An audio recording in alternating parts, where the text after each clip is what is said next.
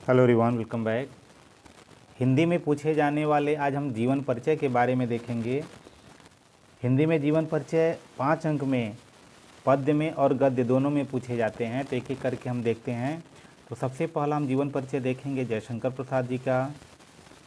तो जयशंकर प्रसाद बहुमुखी प्रतिभा के धनी साहित्यकार थे।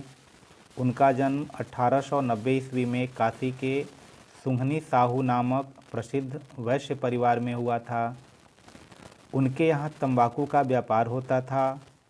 उनके पिता देवी प्रसाद और पितामह यानी दादाजी शिवरत्न साहू थे। इनके पितामह परम शिवभक्त और बहुत दयालु व्यक्ति थे। उनके पिता भी अत्यधिक उदार और साहित्य प्रेमी थे। प्रसाद जी का बचपन सुखमय था। बाल्यकाल में उन्होंने अपनी माता के साथ धारा क्षेत्र, ओंकारेश्वर, पुष्कर, उज्जैन और ब्रज आदि स्थानों यानी तीर्थ स्थानों की यात्राएं की।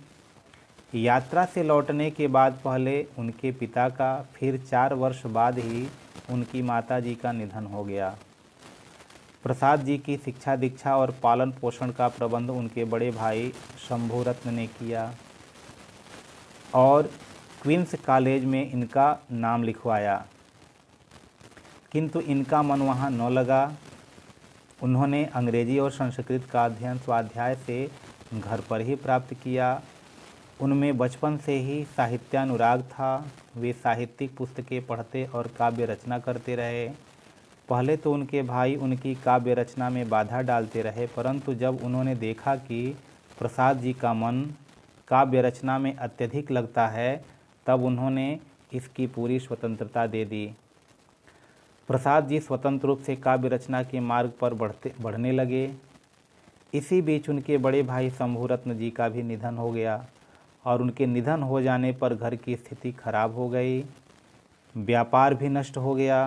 पैतृक संपत्ति बेचने से कर्ज से मुक्ति तो मिल गई, पर वे क्षय रोग का शिकार होकर मात्र 47 वर्ष की आयु में 15 नवंबर 1937 को इस संसार से विदा हो गए।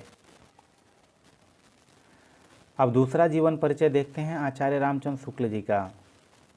आचार्य रामचंद्र शुक्ल जी का जन्म बस्ती जिले के अगोना नामक गांव में 1884 ईस्वी में हुआ था।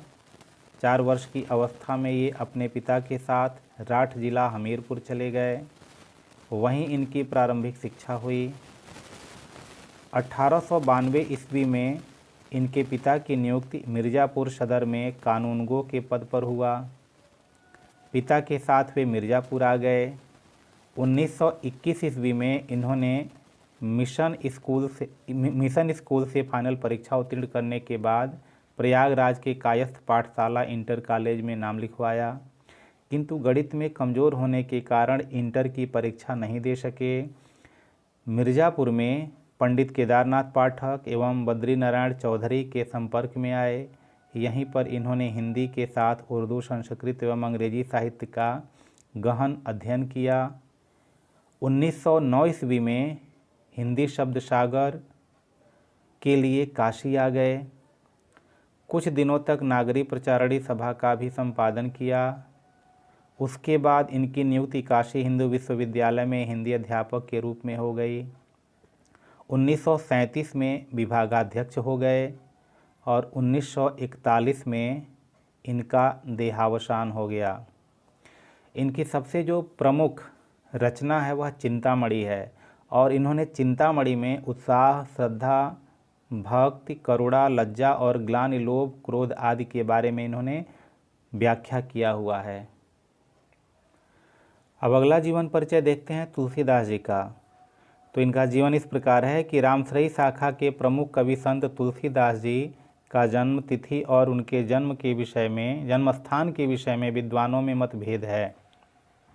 सामान्यतः इनका जन्म 1532 ईस्वी में माना जाता है।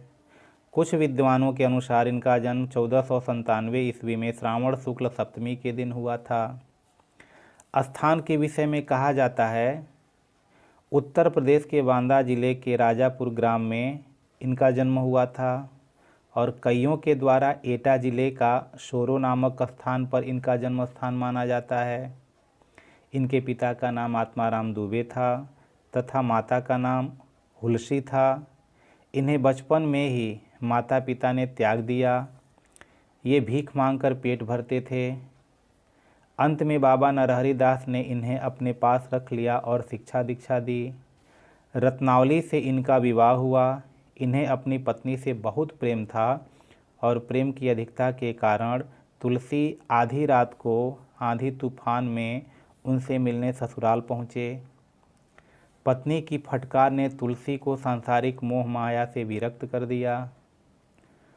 इनके मन में राम भक्ति जागृत हो उठी। घर को त्याग कर कुछ दिन काशी में रहे, फिर अयोध्या चले गए। बहुत दिनों तक चित्रकूट में भी रहे। 1574 में रामचरितमानस की रचना की और रामचरितमानस की रचना करने में 2 वर्ष 7 माह लगा और इसके बाद अधिकांश समय इन्होंने अपना काशी में व्यतीत किया। सन 1632 ईस्वी में इनकी मृत्यु हो गई।